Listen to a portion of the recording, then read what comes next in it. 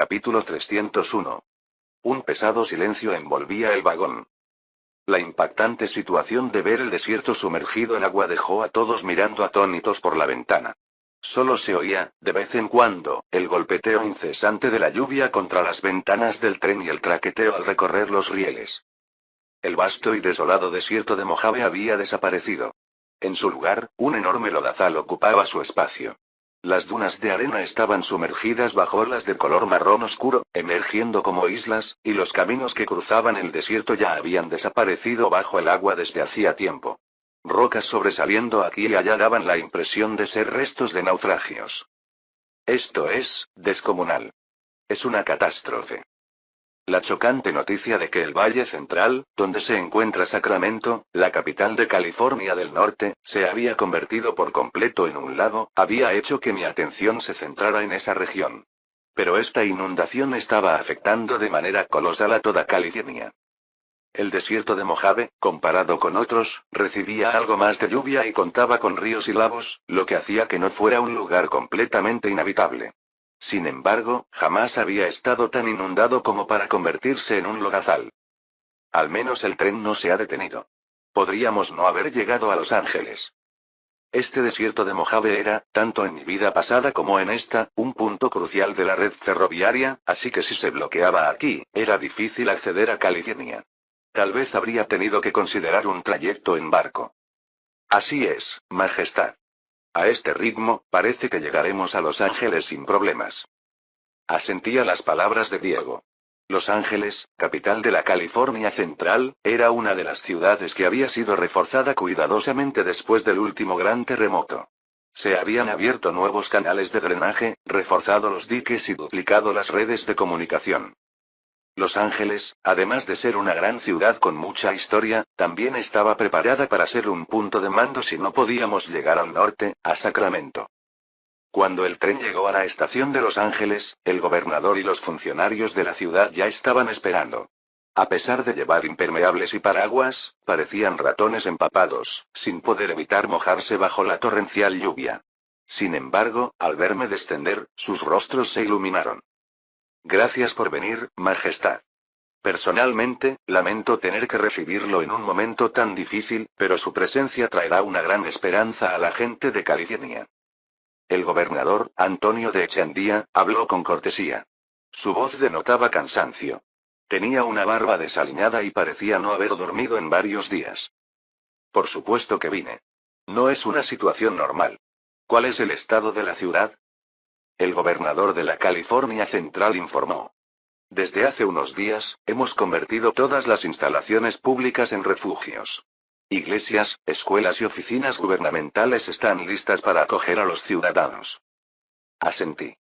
Al salir de la estación, vi que las calles estaban desiertas, pero no había señales de desorden.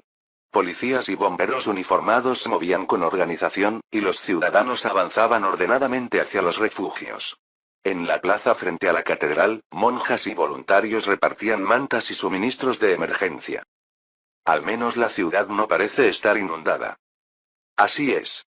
Si no fuera por las obras de control de inundaciones que se hicieron en los últimos 4 años, la ciudad ya habría sido arrastrada por completo. Hubo quienes se opusieron en su momento, pero ahora deben estar agradeciendo la visión de Su Majestad. El extenso sistema de drenaje, tan grande que incluso los ingenieros se habían alarmado, estaba cumpliendo su función a la perfección. El agua de la ciudad se desviaba hacia la costa, los embalses y el desierto, lo que explicaba también el porqué del encharcamiento en el Mojave. Pensar que solo recordé esta catástrofe hace 4 años aún me estremece la espalda. Si no lo hubiera recordado en su momento y nos hubiera sorprendido esta desgracia ahora, toda la inversión en California habría sido arrasada, y los daños habrían sido astronómicos. Es que esta California del presente ha avanzado varias veces más que la California que conocí en mi vida pasada, en el territorio de Estados Unidos. No es de extrañar. Desde mis años como príncipe heredero, me esforcé por desarrollar esta región. Fui yo quien construyó Sacramento, implementó las primeras políticas de inmigración, integró a numerosos nativos y destinó ingentes fondos para construir ferrocarriles, infraestructura y ciudades clave. Si la comparamos con la California de la historia original, en esta California todo, desde la población hasta la infraestructura, los edificios y los bienes, ha crecido exponencialmente. Recordarlo fue una bendición, pero aún es temprano para estar tranquilos. Apenas ha llovido 2 semanas.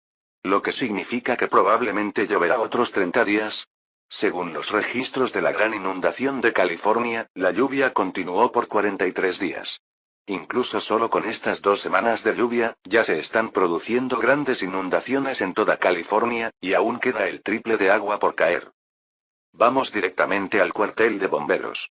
Allí estará el centro de mando, ¿no? Así es, Majestad. En este momento, el jefe de bomberos está en comunicación continua con el cuartel de bomberos de la California del Norte, controlando la situación. Respondió el gobernador Echandía. Vamos. Gracias a los grandes paraguas que desplegaron los miembros de la corte, pude subir a la carroza sin mojarme. ¿Seguro que podemos avanzar? Mientras gruesas gotas de lluvia golpeaban el techo de la carroza, le pregunté a Diego. Iré a comprobarlo. El cochero y los caballos estaban empapados como si hubieran salido de una piscina, y llovía tanto que, aunque no había niebla, apenas se distinguía el camino. Dicen que conocen bien la ciudad, y que pueden llevarnos sin problema. Contestó Diego al regresar. ¡Qué alivio! Al llegar, asegúrate de darles un bono especial. Sí, Majestad. El cuartel de bomberos estaba ubicado en el centro de Los Ángeles, construido estratégicamente para optimizar la accesibilidad y reducir los tiempos de respuesta en emergencias. Allí se encontraban, además, almacenes con suministros de emergencia y refugios listos para cualquier contingencia. Al entrar al edificio del cuartel, el lugar estaba abarrotado de personas moviéndose apresuradamente. El auditorio en la planta baja se había transformado en el centro de control.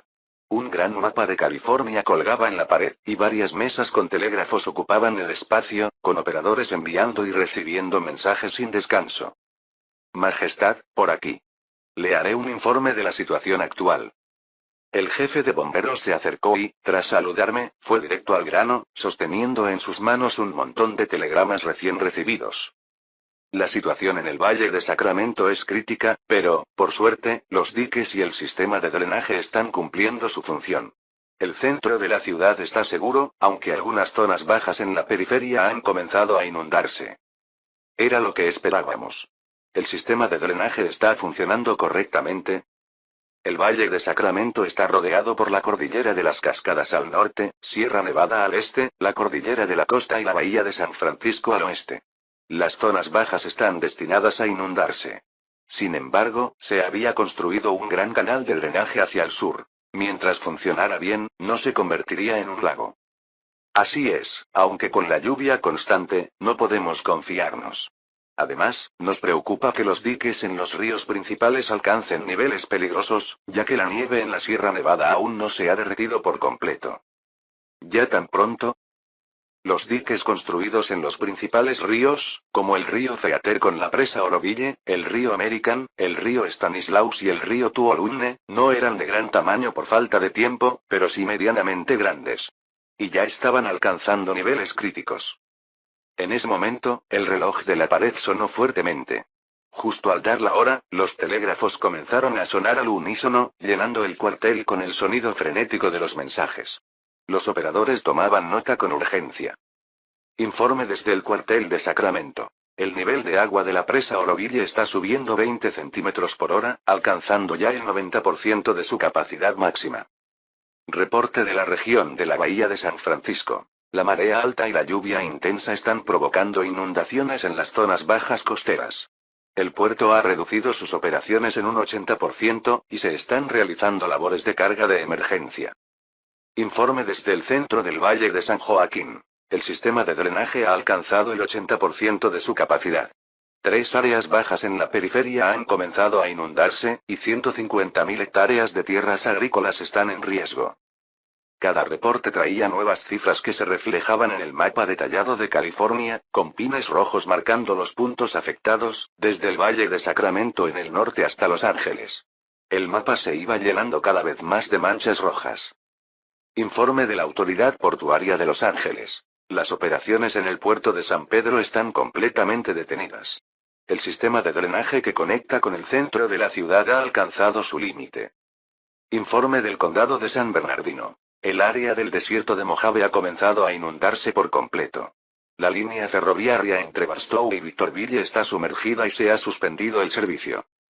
Con cada informe, la gravedad de la situación se hacía más evidente. Los preparativos de los últimos 4 años no habían sido en vano, pero estaban siendo llevados al límite rápidamente. Mientras escuchaba las noticias que llegaban sin cesar, dije: es hora de emitir una alerta roja. ¿Una alerta roja, Majestad? La alerta roja es el segundo nivel más alto de emergencia, solo por debajo de la alerta negra, y se declara cuando se prevé un desastre con daños extensivos, requiriendo una respuesta a nivel nacional. Este era precisamente ese momento. Sí. A partir de ahora, declare la alerta roja. Sí, señor. Movilicen a todos los equipos disponibles para evacuar rápidamente a los residentes de las zonas bajas hacia las áreas elevadas y, una vez completada la evacuación, abran gradualmente las compuertas de las presas para controlar el nivel del agua. Durante el próximo mes, los habitantes de las ciudades tendrían que soportar muchas incomodidades, pero podrían sobrevivir gracias a los refugios construidos en las zonas altas, donde se les distribuiría comida. En las áreas rurales, muchos ya se habían preparado desde Primero llegaron los mensajes importantes por telégrafo, y luego comenzaron a llegar noticias de pequeñas ciudades y pueblos, reportando los daños que ya estaban sufriendo. Ya hay muchos campos agrícolas sumergidos. Afortunadamente, es invierno. Muchas tierras de cultivo en zonas bajas habían sido arrasadas. Los informes enviados por los jefes de cada pueblo describían cómo las tierras agrícolas se transformaban en lagos de la noche a la mañana. Era algo inevitable.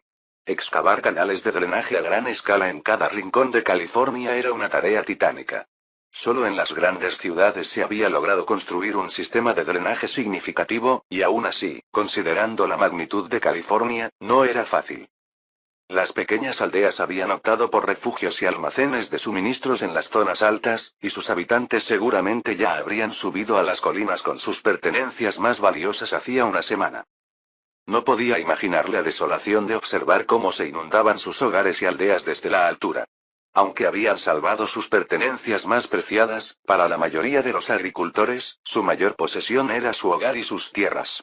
Todo eso se estaba perdiendo. Mientras revisaba los informes de los daños sufridos por la gente, sentía pena, pero debía consolarme al recordar que en mi vida pasada miles habían muerto. Al menos ahora estábamos evitando ese desenlace. 8 de enero de 1862. Han pasado 30 días desde que comenzó a caer una cantidad descomunal de lluvia en toda California. La lluvia no mostraba señales de cesar, y aquella impresionante cantidad de agua, que había transformado el Valle Central en el lago Central, estaba comenzando a saturar no solo todos los diques y embalses previstos, sino incluso el desierto. Capítulo 302. No tiene fin, esto no tiene fin. Ya llevamos un mes así. ¿Será que va a parar algún día? En un vecindario de Los Ángeles, la pareja de mediana edad, Jack y Anna, que vivía en Los Naranjos, suspiraban mientras veían llover sin cesar. Mira nada más. Si hubiéramos seguido titubeando como decías, ya estaríamos en serios problemas. Cuando Su Majestad da una orden, es porque sabe lo que hace. 3 semanas atrás, su hijo menor parecía no darle importancia a la situación. Pensaba que no era para tanto como para tener que evacuar a una zona más alta solo por un poco de lluvia. Zas. Por supuesto, fue su madre, una ferviente seguidora de Su Majestad, quien lo apuró con un buen golpe en la espalda, y gracias a eso la familia evacuó rápidamente. ¡Ay, mamá! Ya casi soy adulto, ¿y aún me vas a andar pegando así? Es que actúas como un crío. Jack y Anna, la primera generación de inmigrantes en California, solían contarle a su familia historias sobre Su Majestad el Emperador. Decían que cuando aún era príncipe, y en medio de la revuelta de los nativos de California, apareció al frente de la caballería, calmando los temores de todos. Además, aconsejó a quienes cultivaban frutas que lo harían bien, y ahora ellos mismos eran dueños de uno de los huertos más prósperos en Los Naranjos. Ya solo se ve el segundo piso de nuestra casa. El primero está completamente sumergido. Es cierto. ¿Y el precio de la madera va a dispararse? Sin embargo, debido a este desastre, tanto el huerto como la casa que habían construido con tanto esfuerzo estaban ahora bajo el agua. La casa, encargada a Ortega Construcciones hace 5 años, representaba un sueño alcanzado tras 25 años en una pequeña vivienda. Hecha de madera, el agua había acortado dramáticamente su vida útil. Tal vez tendrían que construirla de nuevo. Pero al menos estamos todos a salvo. Hasta tu hermano dijo en su última carta que estaba evacuando, así que también estará bien. El menor de los hijos cambió rápidamente el tema. Cada vez que hablaban de la casa, los rostros de sus padres se ensombrecían. Y era comprensible al pensar en el inmenso costo de una reparación de esa magnitud. Sí, todos estamos a salvo, eso es lo importante. El hijo mayor también intervino. Nacido en tiempos de la revuelta, él estaba preparándose para heredar el huerto, mientras que su hermano, el segundo, había terminado la universidad y se había mudado a Sacramento tras conseguir trabajo. Al ver que sus hijos intentaban animarlo, Jack también trató de aliviar su propio malestar. Es gracias a su majestad. Si no fuera por los diques, las presas y los canales de drenaje que ordenó construir, muchas personas habrían muerto. Ante estas palabras, la familia asintió con la cabeza. También ayudó mucho que se construyeran refugios y almacenes de provisiones en las zonas altas de cada pueblo. Aunque son estructuras temporales, sin ellas muchas personas habrían quedado atrapadas bajo la lluvia y habrían muerto. Incluso con todas estas medidas, la situación era crítica. Pensar en cómo habría sido sin ellas era realmente aterrador. Por cierto, parece que necesitan gente para destapar los canales de drenaje. Estaba pensando en apuntarme. Dijo el hijo menor. Las presas, diques y canales construidos por el gobierno tenían sus límites, y muchas personas estaban arriesgando sus vidas para mantener esas infraestructuras y hacer frente al desastre. Ni se te ocurra. Eso es una locura. La pareja, alarmada, detuvo a su hijo. Trabajar destapando esos canales bajo semejante diluvio era algo peligrosísimo. Pero alguien tiene que hacerlo, ¿no? Tal vez incluso me ayude a encontrar trabajo después. De ninguna manera. El agua fluía a raudales desde las compuertas de la presa. Las presas, diseñadas para almacenar agua en época de lluvias, habían alcanzado niveles peligrosos hacía semanas, y ahora se veían obligadas a liberar el agua. Era la misma historia en todas las presas de California. Durante las primeras 2 semanas, muchas lograron contener el agua, pero ahora solo servían para dejarla correr sin poder hacer nada más. Aquí está atascado. Está completamente bloqueado. Envíen refuerzos rápido. El grito de un hombre resonó entre la interminable lluvia. No era una buena noticia para el equipo. Maldita sea. Carajo. Los bomberos y voluntarios no pudieron evitar soltar una serie de maldiciones. Así como las presas empezaron a fallar en su función, los canales de drenaje también comenzaron a presentar problemas. Aunque a simple vista podría parecer que, con tanta lluvia, la fuerza del agua evitaría que los canales se obstruyeran, la realidad era distinta. No solo tierra, arena o ramas, sino una gran variedad de objetos urbanos y domésticos flotaban ahora en el agua, cambiando la situación por completo. Tablas de madera, herramientas agrícolas y todo tipo de utensilios domésticos eran arrastrados, y en ocasiones, incluso aparecían trágicamente cadáveres de animales que no habían logrado ser evacuados a tiempo. Los socorristas, con el agua alcanzándoles hasta el pecho, unos 30 metros de profundidad, avanzaban. Con sogas atadas a sus cuerpos y sujetas a edificios o árboles, cargaban palas, mazos y sierras, acercándose a los puntos bloqueados para despejarlos. Mientras tanto, la lluvia continuaba sin cesar, golpeándoles la cabeza. A veces, incluso dudaban si el canal realmente estaba obstruido o si simplemente el nivel del agua seguía subiendo. El frío y el miedo activaban en ellos un instinto de supervivencia que los empujaba a querer huir, pero se contenían. Dale fuerte. Vamos. Splash. Tunk. Aunque golpeaban con fuerza usando el mazo, tan pesado que hasta un hombre adulto apenas podía levantarlo, el agua absorbía el impacto y los escombros que bloqueaban el canal no se movían ni un poco. Así no va a funcionar. Necesitamos herramientas más grandes. Un socorrista gritó. Aguantar en el agua con herramientas pesadas ya era agotador, y los escombros no mostraban señales de ceder. Sin embargo, retroceder no era una opción. Si ese canal se bloqueaba por completo, la ciudad entera se inundaría en cuestión de minutos. El jefe de bomberos tomó una rápida decisión. Traigan algo que podamos usar como palanca. Algunos de los socorristas se movilizaron de inmediato, nadando contra la corriente con movimientos precisos y controlados, frutos de años de entrenamiento, aunque la situación era arriesgada. Mientras tanto, el resto continuaba desenterrando los escombros, aunque la fuerte corriente hacía el trabajo lento y agotador. Poco a poco, algunos troncos y maderas comenzaron a moverse, aunque apenas un poco. Maldita sea, ¿qué es eso? Un socorrista gritó. Entre los escombros apareció algo metálico. Un cajón de seguridad. ¿Un maldito cajón de seguridad? ¿Cómo pudo llegar hasta aquí? Probablemente estaba vacío, ya que el banco debió retirarle el contenido antes de abandonarlo. Pero, con algo tan pesado atascado allí, era lógico que los escombros no se movieran. Esto es una pesadilla. El desaliento se reflejaba en los rostros de los socorristas, sintiendo una presión en el pecho como si algo los oprimiera. La fuerza física les estaba fallando ya. Cada metro recorrido contra la corriente les drenaba energía. Tras horas de trabajo en el agua helada, tenían manos y pies hinchados y cuerpos temblorosos, pero nadie estaba dispuesto a rendirse. En esta ciudad viven decenas de miles de personas. Todos compartían el mismo pensamiento. Este canal era vital para desviar el agua del norte de California hacia el mar. Si se obstruía, la ciudad entera quedaría sumergida. El destino de la ciudad estaba en sus manos. Afortunadamente, los socorristas que habían ido a buscar una palanca regresaron pronto, trayendo una barra de hierro de unos 3 metros de largo. Perfecto. Esto debería bastar. El plan era simple. Introducir la barra lo más profundo posible en los escombros y, entre todos, aplicar fuerza al mismo tiempo. Era un intento arriesgado. Si los escombros se movían de golpe, podían arrastrarlos, pero todos estaban preparados. Revisaron una vez más las cuerdas de seguridad que llevaban atadas y se colocaron en sus posiciones. Listos. El jefe de bomberos dio la señal, y los socorristas empujaron con todas sus fuerzas. La corriente era tan fuerte que sus cuerpos se tambaleaban, pero se sostenían unos a otros. El primer intento falló. La barra no se encajó bien en los escombros. Lo mismo sucedió en el segundo intento. Pero no se rindieron.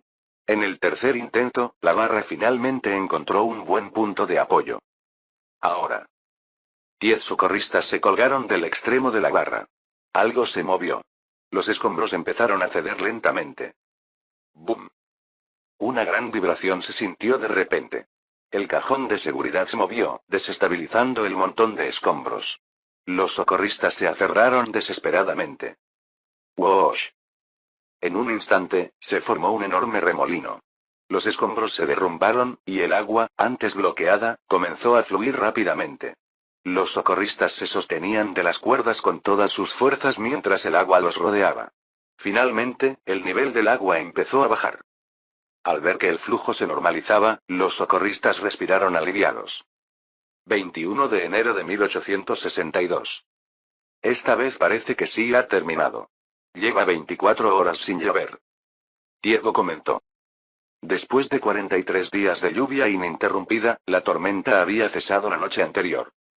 Sí, parece que por fin ha terminado. El cielo lo confirmaba. Estaba despejado y brillante, dando la bienvenida a los ciudadanos de California, como si nunca hubiera estado tan oscuro. Podemos reducir el nivel de alerta ahora. Sí, Su Majestad. No la cancelaremos del todo, pero la bajaremos al nivel de precaución. Asentí ante las palabras de Diego. Bajábamos la alerta del nivel 4 al nivel 1. Desde que declaré la alerta roja, todos los ciudadanos del Imperio Mexicano habían estado atentos a la situación en California. Al principio, muchos se sorprendieron por la repentina gravedad del anuncio, pero pronto quedaron estupefactos al leer en los periódicos sobre el inmenso desastre que se desarrollaba allí. No era una simple inundación en una comunidad. Era una catástrofe que afectaba a un área más de 4 veces el tamaño de la península de Corea, con tanta lluvia que se había formado un enorme lago en el interior.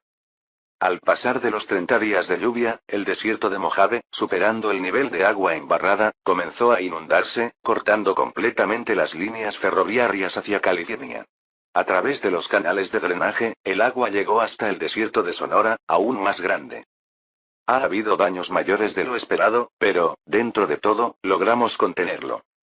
Era probable que aún hubiera víctimas no contabilizadas, y los daños materiales eran incalculables, pero se había hecho todo lo posible para contener la situación.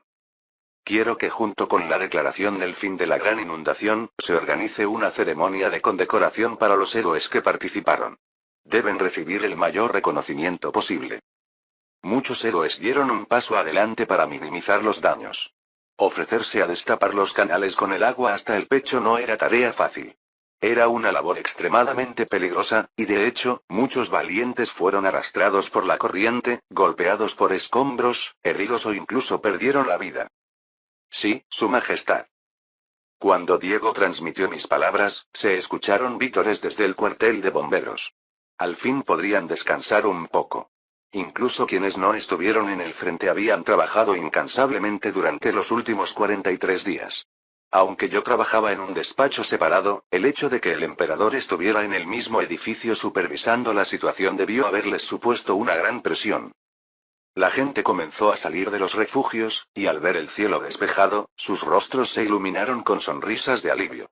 Algunos reían como si les hubieran quitado un gran peso de encima, mientras que otros no podían evitar llorar. Unos días después, el servicio ferroviario fue el primero en ser restaurado. Padre, qué alivio saber que está bien. Todo el imperio estaba preocupado. Carlos llegó a Los Ángeles. Estuve perfectamente, ni una gota de lluvia me tocó. No dejé de informar sobre la situación por telégrafo. Los Ángeles había sido una de las zonas menos afectadas.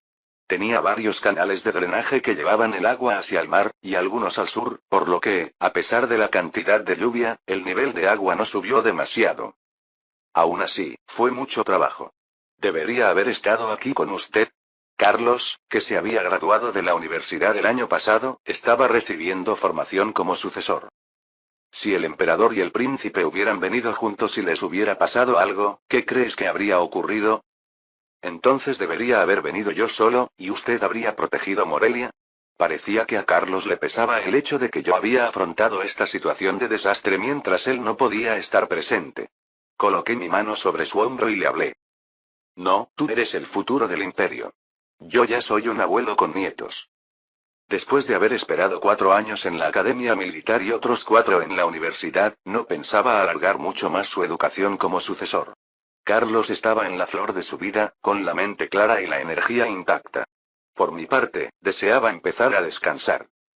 En ese sentido, quiero que asumas la gestión de la recuperación de este desastre. Unos días después, se llevó a cabo la ceremonia de condecoración.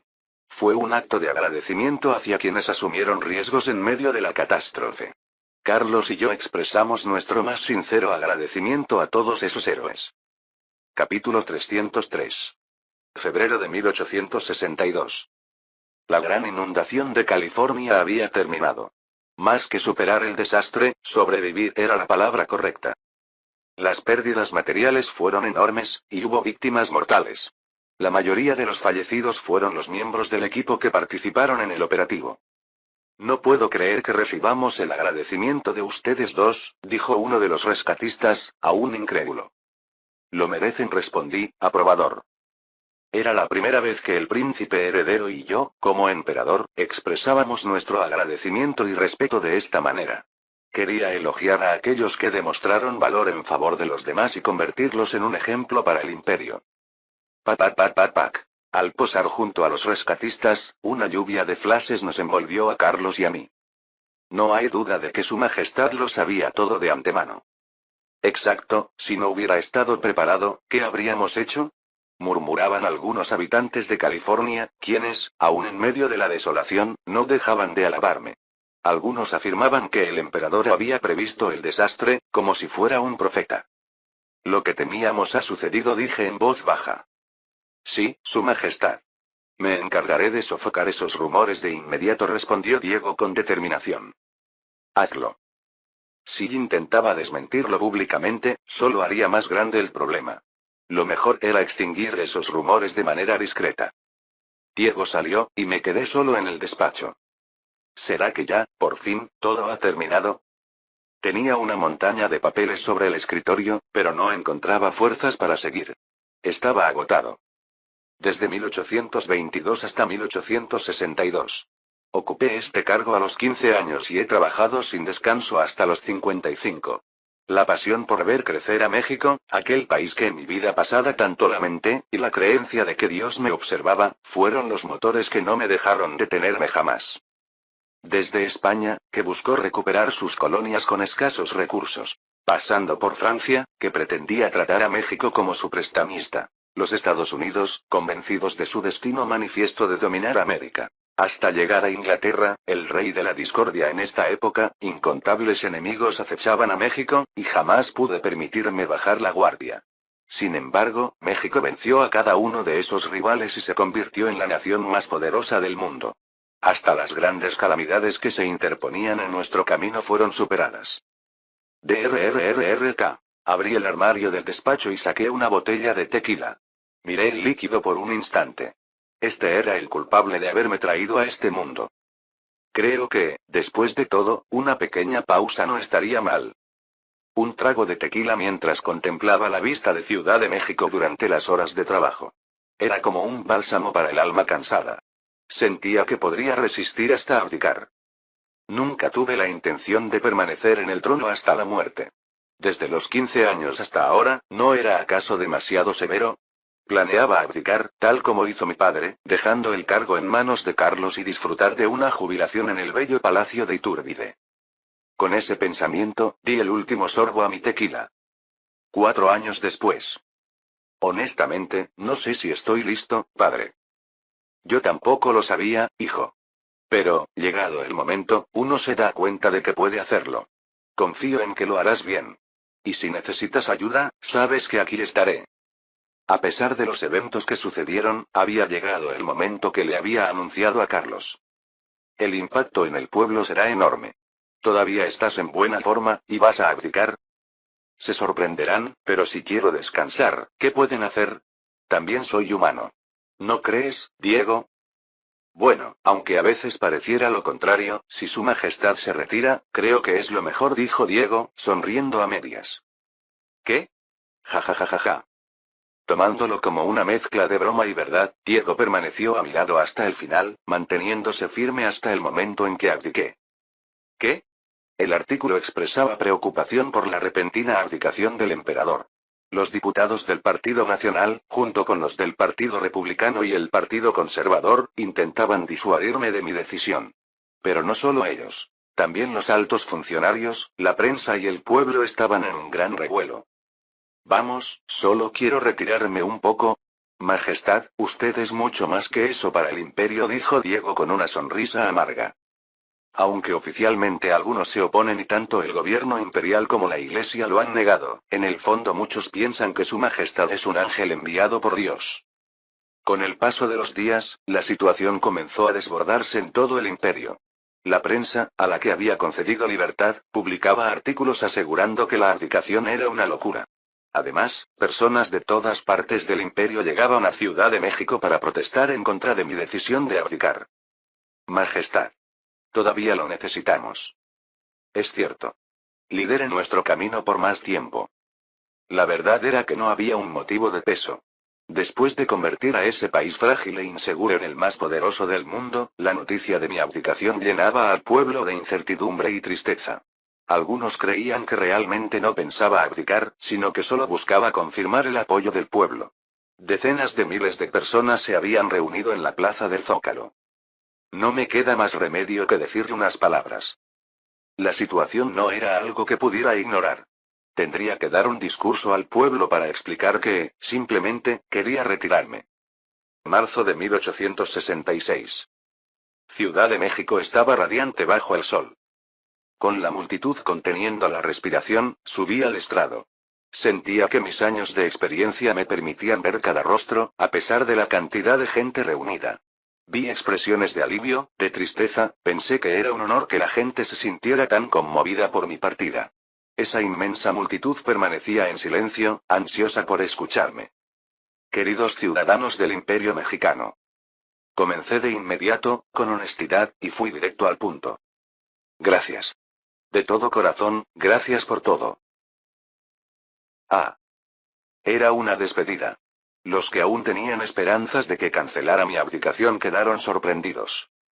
Desde la independencia hasta hoy, nuestro imperio mexicano ha superado numerosas pruebas, y estoy seguro de que podrá enfrentar las que vengan en el futuro.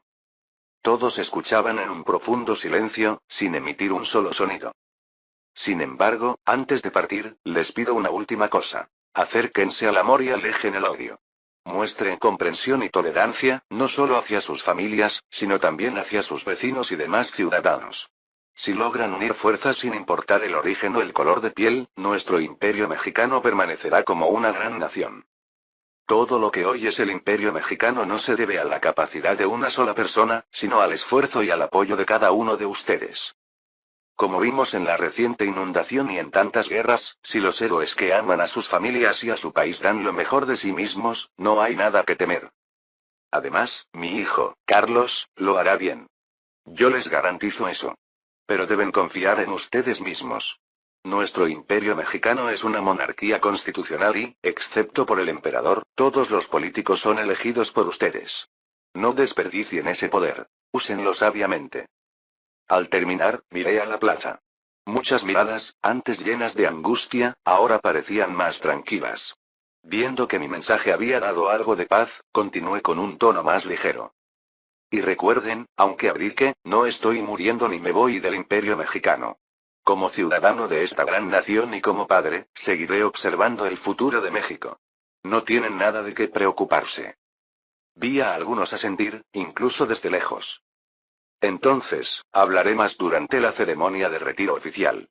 Por ahora, eso es todo. No quería revelar todo lo que tenía preparado para mi despedida en una simple protesta, así que dejé algo para la ceremonia. La reacción del pueblo fue cálida y llena de entusiasmo. Clap, clap, clap, clap, clap, clap. El sonido de los aplausos de decenas de personas resonaba como un estallido. La gente aplaudía con tal entusiasmo que parecía que mi retiro ya era oficial. Gracias, Su Majestad, gracias. Gracias por habernos guiado todo este tiempo. Gracias por hacer de nuestro país una gran nación. La multitud gritaba, llena de emoción, mientras aplaudían con fervor. Gracias por darnos libertad. Gracias por permitirnos convertirnos en lo que somos hoy.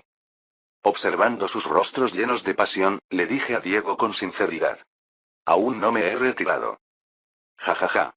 Con tantas muestras de gratitud, cualquiera podría olvidarlo. KHM. Poco después, se celebró la verdadera ceremonia de abdicación. El pueblo parecía ya mentalmente preparado, así que las reacciones no fueron tan intensas como antes. Después de un breve discurso, les dediqué unas palabras finales.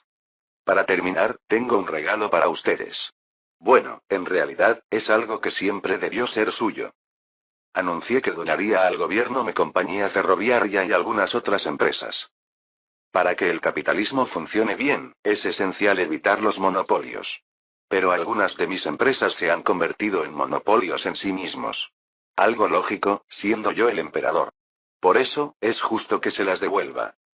Algunas de estas compañías, como las de ferrocarriles y barcos, operaban en un régimen de monopolio completo.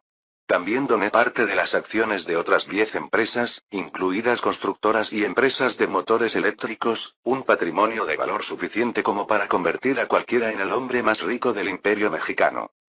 Majestad. Estamos bien. ¿Cómo puede darnos tanto? Es cierto, Su Majestad. KHH. La gente, sorprendida por mi anuncio inesperado, exclamaba que no hacía falta, y algunos se emocionaron hasta las lágrimas. Cuando compartí por primera vez mis planes de donación con la familia, también se mostraron atónitos, pero al final todos estuvieron de acuerdo. Además, siempre puedo ganar más en el futuro. Decidí no donar mis acciones en la compañía de inversión Real Inversión, por lo que podría seguir invirtiendo en negocios prósperos y ganar dinero sin problemas. Esto es realmente el final. Mientras regresaba en el carruaje al palacio tras la ceremonia, miré por la ventana. Multitudes de ciudadanos seguían en las calles, saludando y agitando las manos. ¿No tiene ningún arrepentimiento? Preguntó Diego desde el asiento de al lado. Su voz, impregnada de preocupación genuina, era la de un amigo y servidor que había estado a mi lado durante 40 años. ¿Arrepentimiento? En absoluto, solo siento alivio. ¿Y tú? Ja ja ja, tampoco, Su Majestad. Por la ventana, vi la imponente vista de Ciudad de México, una ciudad majestuosa y avanzada, incomparable a como era cuando llegué por primera vez. De verdad, Diego, has hecho un gran trabajo durante todo este tiempo. El honor ha sido mío. Me vino a la mente un buen trago de tequila. ¿Qué dices? ¿Vamos por una copa? El atardecer tenía de rojo el cielo sobre Ciudad de México.